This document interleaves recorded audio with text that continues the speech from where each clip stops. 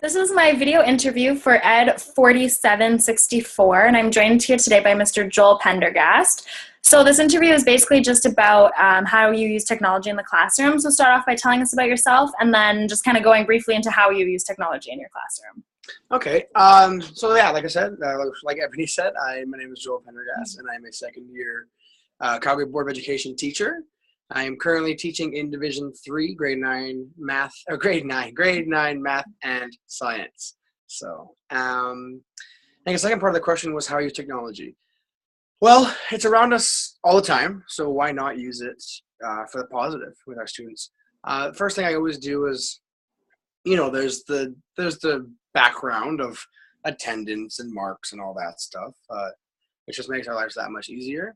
But as well as being able to use stuff like YouTube at the snap of a finger if I want to find a cool video for a science lesson or for as an extension, or if I want to bring out the smartboard and show some cool stuff for math. It's all right at my disposal, and most schools now have that kind of stuff, so it makes it really easy. As well as I have actually a teacher Instagram account, like just for me and my students, which I post some funny stuff sometimes, like pictures of me and the kids, and it's a privatized account, so it's just me and them. But as well, sometimes I put math jokes, or I put math questions. I'll say, first person answer this, give me the answer tomorrow morning. We'll receive either a sticker or like a mini chocolate bar, because chocolate works with kids. Don't forget that. But yeah, I think that's the most way I use it so far, is just the average everyday stuff from YouTube to Smartboard to Instagram. So my next question is, judging by what you said, you obviously think it's a very effective way to use it. Is there ways that you think that it might be ineffective? It can be distracting. With our 21st century learners today, they all have a cell phone at their hands. So it can be ineffective because sometimes we might think a video might be, oh, this is a really cool video to show for this lesson, but it might not drive home the point. It can be very ineffective and distracting.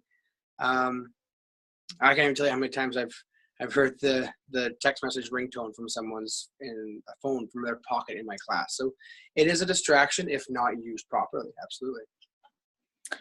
And then, so with the way you use technology, is it similar or comparative to the way that technology was used for you? Or is the way that you're using it kind of like paving a new path, and like, are you going into territory you've never really experienced before?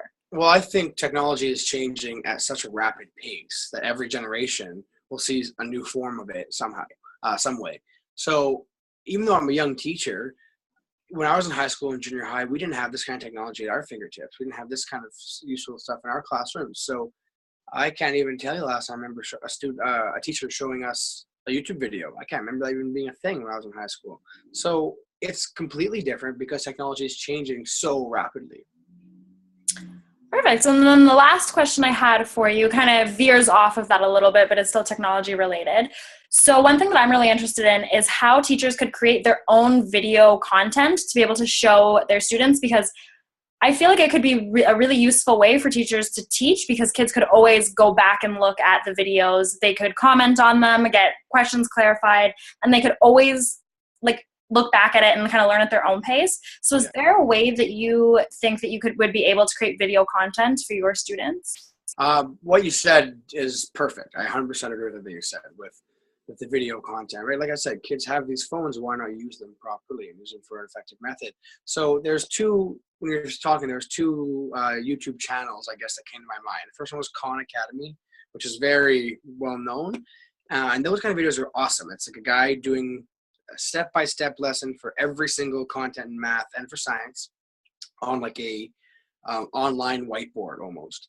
As well, I think of a group called ASAP Science, which is a Canadian-based science company who makes science videos like what happens if you're on the computer for too long. Even though they may not be directly correlated to the content of the class, it's still a science extension, which I think kids appreciate. So for myself, I've always wanted to try to create kind of a Khan Academy style of video, but I know it's a lot trickier than it looks.